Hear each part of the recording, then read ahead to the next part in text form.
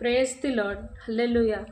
మనలో చాలామందికి తెలుసు, గత రాత్రి పాస్టర్ జోసెఫ్ రాజ్ గారు ప్రభునందు నిద్రించారు. చాలామంది అడుగుతున్నారు, అక్క ఎలా చనిపోయారు సడన్గా ఏంటి అని. నిన్న గుంటూరులో ఒక మీటింగ్లో ఆయన ప్రసంగిస్తూ ఉండగా గుండెపోటుతో ఆయన మరణించారు. అయితే దేవుని వాక్యం సెలవిస్తుంది, నీతిమంతుని మరణము యెహోవా దృష్టికి ఎంతో విలువైనది అని. అయితే రెండో రాకడలో ఆయన మనం కలుస్తాము. అయితే ఆయన కోసం నేను ప్రత్యేకించి ఎందుకు చెప్తున్నానంటే, ఆయన సాక్ష్యం వింటే ఏ మనుష్యుడు ఏడవకుండా ఉండడు. ఆయన జీవితంలో దేవుడు అనేక అద్భుతాలు జరిగించాడు. పెంట కుప్పల మీద జీవితాన్ని అనేక మందికి ఆదర్శప్రాయంగా ఆయన నిలబెట్టాడు. గొప్ప దైవజనుడిగా మరణించేంత వరకు గొప్ప పరిచర్య చేయడానికి ఒక బలమైన సాధనంగా దేవుడు తన పరిచర్యలో ఆయన వాడుకున్నాడు.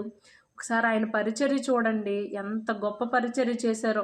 అంటే శరీర లోపము దేవుని ఆత్మకి సంబంధం లేదు. పరిశుద్ధాత్మతో నిండుకుంటే మనకు అందమున్నా లేకపోయినా, టాలెంట్స్ ఉన్నా లేకపోయినా, తృణీకరింపబడిన వారమైనా, పెంట కుప్పల మీద ఉన్నవారమైనా సరే దేవుడు హెచ్చింపజేయగలడు అనడానికి నిలువెత్తు నిదర్శనం.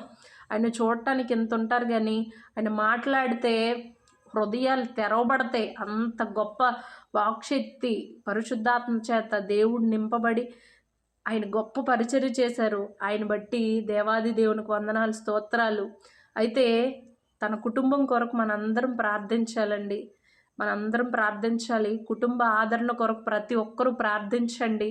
ఫోటోలో కనిపిస్తున్నారు కదా, ఆయనే. చాలామందికి తెలుసు, మన ఆంధ్రప్రదేశ్లో ఇది గొప్ప పరిచర్య చేశారు ఆయన. అయితే అందరం ఆయన కొరకు ప్రార్థిద్దాం. Thank you. God bless you all.